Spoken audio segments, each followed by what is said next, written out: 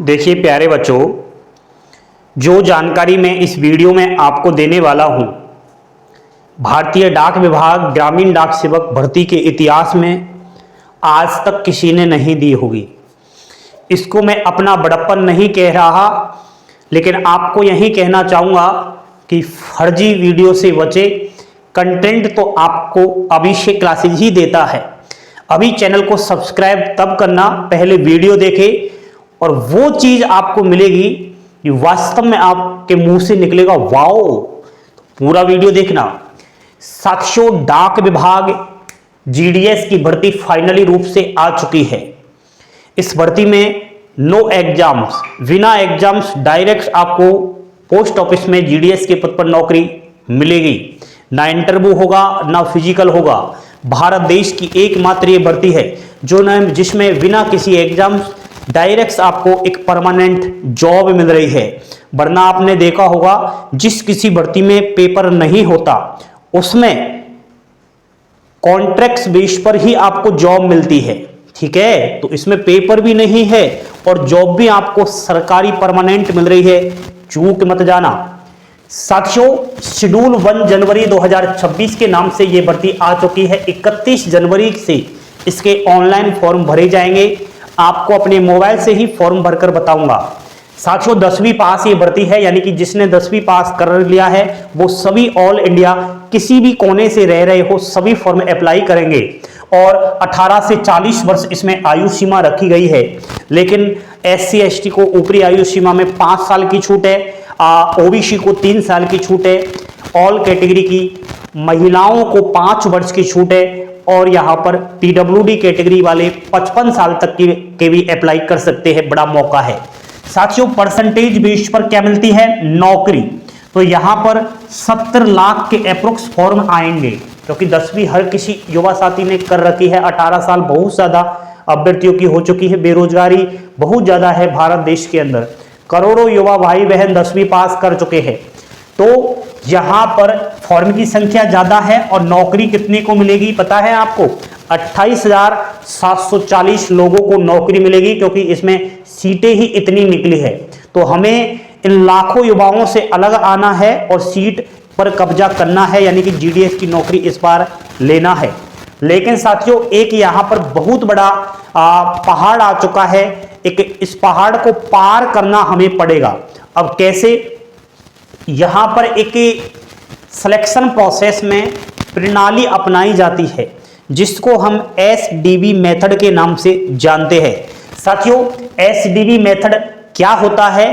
तो इसको अगर हम पूरे अकॉर्डिंग देखें तो सिस्टम ड्रिवन वेरिफिकेशन, मतलब कंप्यूटर सिस्टम द्वारा अपने आप जांच, यानी कि वेरिफिकेशन। इंसान नहीं करेगा डॉक्यूमेंट्स की जांच, खुद कंप्यूटर डॉक्यूमेंट्स की जांच करेगा। पहले क्या होता था साथियों, आज से 2-3 साल पहले जब ये भर्ती आती थी तब डॉक्यूमेंट्स मैन्युअली चेक होते थे। अब ज्यादातर ऑनलाइन और सिस्टम से होते हैं। ठीक है, तो यहां पर अब आपको मैं समझाऊंगा कि इस SDB मेथड से आपको किस तरीके से निकलना है। कहीं आप SDB मेथड के जाल में न आ जाओ, कहीं आपके डॉक्यूमेंट्स कंप्यूटर पकड़ नहीं ले। तो साथियों, SDB मेथड में क्या क्या चेक होते हैं ये आपको सबसे पहले समझ जाना चाहिए। ये तो आप समझ चुके हो ना कि SDB मेथड होता क्या है। ऑनलाइन डॉक्यूमेंट्स की जांच होती है। SDB मेथड में 10वीं के अंक की जांच होगी, यानी कि बोर्ड की वेबसाइट पर जाकर के और यहां पर डेटाबेस से जो अंक आपने फॉर्म में भरे हैं वही है या नहीं ये चेक किया जाएगा। सावधान भाइयों, बहुत ज्यादा फर्जीवाड़ा होता है। फॉर्म अप्लाई करते समय परसेंटेज कम डालते हैं, लेकिन डॉक्यूमेंट वेरिफिकेशन में पैसे देकर के नौकरी लेना चाहते हैं, तो इस जाल में फंस जाएंगे।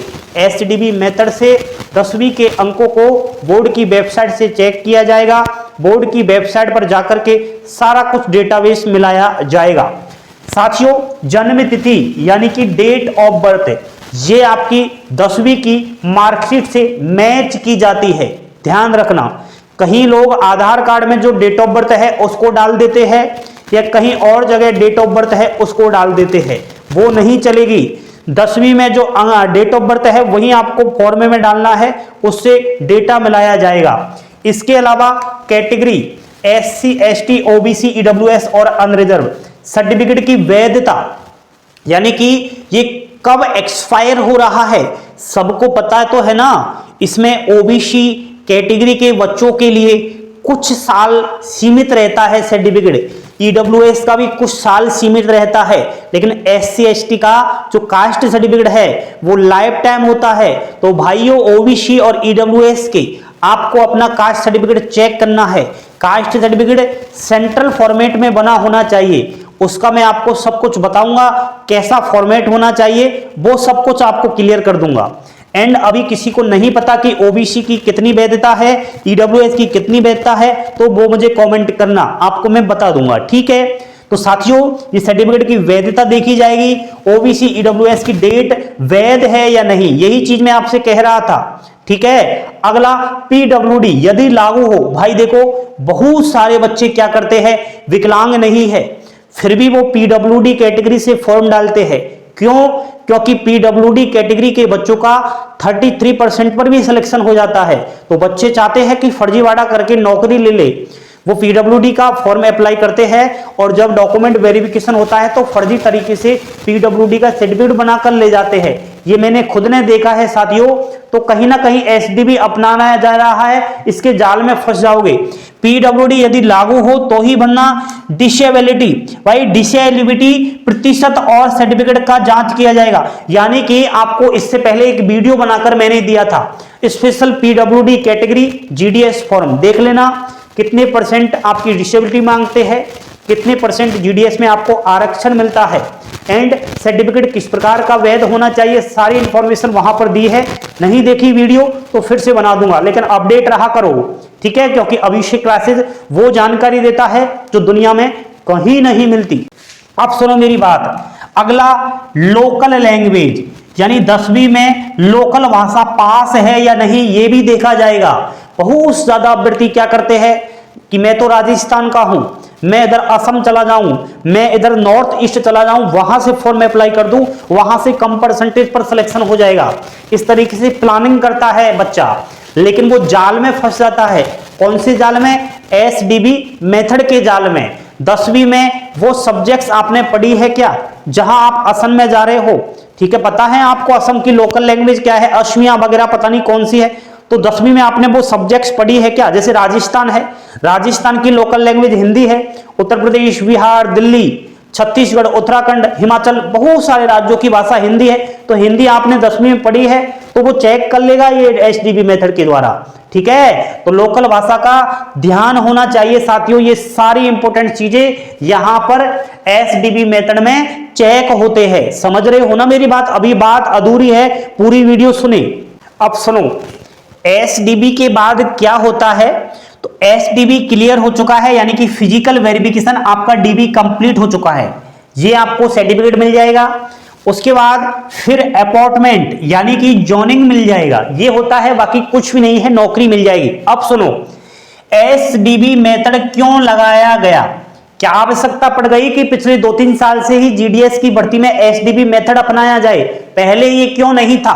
पहले डिजी लॉकर प्रणाली अपनाई गई थी, लेकिन वो भी फेल हुई, तो SDB लाया गया।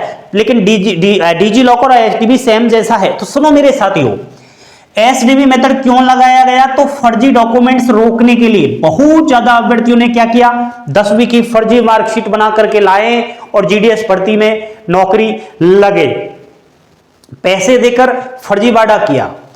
परसेंटेज रियल में 60 है, जानबूझकर 90% डाल देना, ठीक है, ये फर्जीवाड़ा हुआ था। आपको मैं स्पेशल वीडियो भी बनाऊंगा और वो खबर भी बताऊंगा कि कैसे फर्जीवाड़ा हुआ। रुके तो सही अभी आप थोड़ा, आप तो इधर उधर भटक रहे हो, पता नहीं कहां, जो महत्वपूर्ण जानकारी है वहां से आप बिल्कुल ही जो है जा रहे हो। देखो, फर्जी डॉक्यूमेंट्स रोकने के लिए SDB मेथड लगाया गया, भर्ती जल्द हो और पारदर्शी करने के लिए। देखो, भर्ती प्रक्रिया जल्द होगी भाई, आपके डॉक्यूमेंट्स वेरिफिकेशन फास्ट होंगे। मैनुअली इंसान अगर डॉक्यूमेंट्स वेरिफिकेशन करता तो उसमें टाइम लगता, ठीक है, तो भर्ती प्रक्रिया बड़ी तेज होगी, इससे आपको ही बेनिफिट्स है। बहुत सारी मेरिट लिस्ट आएंगी, तो पहली में नहीं तो सेकंड थर्ड किसी न किसी वेटिंग लिस्ट में तो होगा ही, तो ये चीज है। मानवीय गलती कम करने के लिए देखो, बहुत ज्यादा ये पहले होता था कि जब इंसान डॉक्यूमेंट वेरिफिकेशन करता था, 10वीं के अंकों को देखता था, जो भी डॉक्यूमेंट्स लगाते थे उनको चेक करता था, तो गलतियां हो ही जाती थी इंसान से।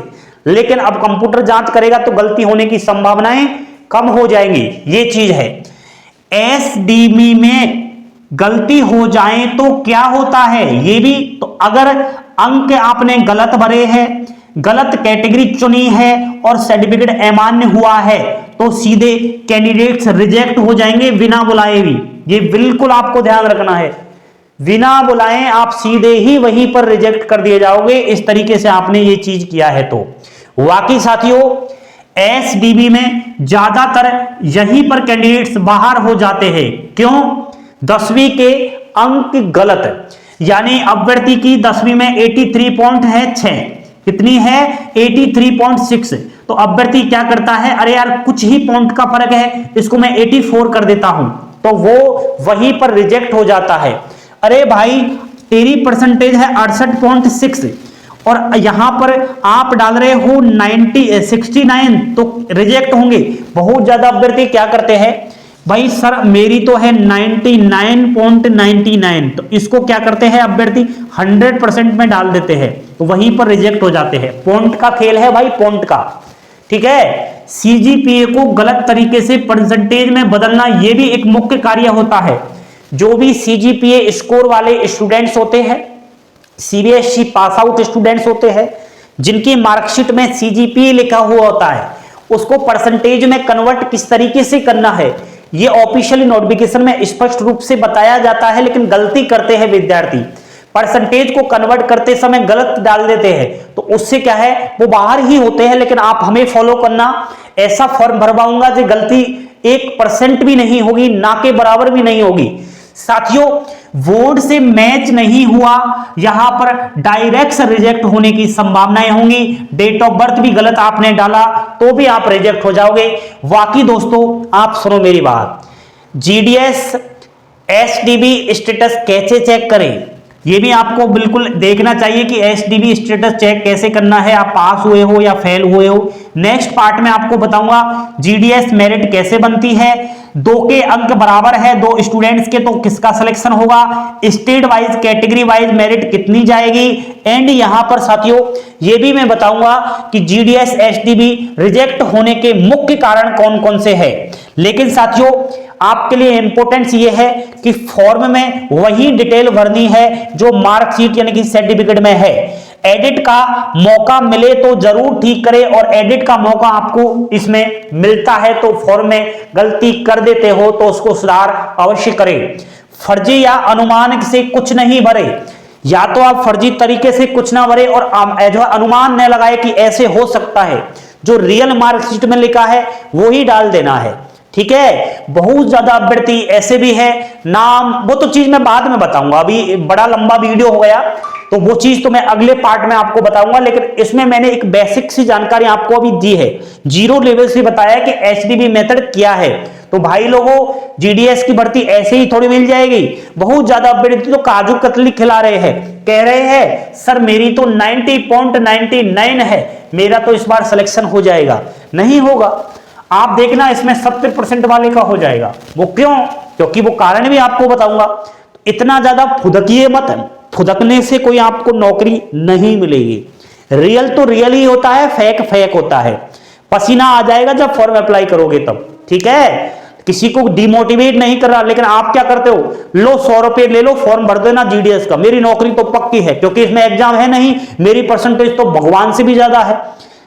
ऐसे ही धुड़क जाओगे, यूं ही फेल हो जाओगे। इतना ओवर एक्टिव नहीं करनी, जो चीज आपको बताई जाए वो फॉलो करें, और वो चीज अभी से क्लासेस आपको सब कुछ देता जाएगा। बस आप तो रोज जो वीडियो बना रहा हूं उसको देख लिया करो जब भी आपको टाइम मिले, ठीक है। और चैनल को सब्सक्राइब करने के बाद बेल आइकन वाली घंटी दबा लेना, जैसे ही वीडियो बनाऊंगा यूट्यूब पर डालूंगा तुरंत आपके मोबाइल पर अपडेट आ जाएगा, ठीक है। इससे आपको पता चल जाएगा कहीं ना कहीं अपडेट आई होगी, इसलिए सर ने वीडियो बनाया।